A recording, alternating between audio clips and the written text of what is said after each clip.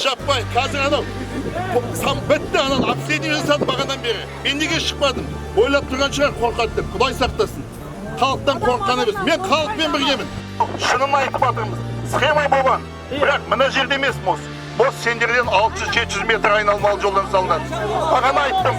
Тұра тұрыңыз. Енді мына жерден айттым. Машина емес, бұл жерде пешеходный дорожка тұр. Басқа ешқандай схеманы мен көргем жоқ. Картаны алып келіп, екінші күні көрсетіп, түсіндірме жұмысын жүргіземіз. Сендерде қордаланған мәселе бұл тек қана жол емес, басқасында екенін білу. Сондықтан екінші күні мектепте екінші күні келіп ақылдасайық. Мен қашпаймын ғой, сендердің қастарыңдан қайда барамын?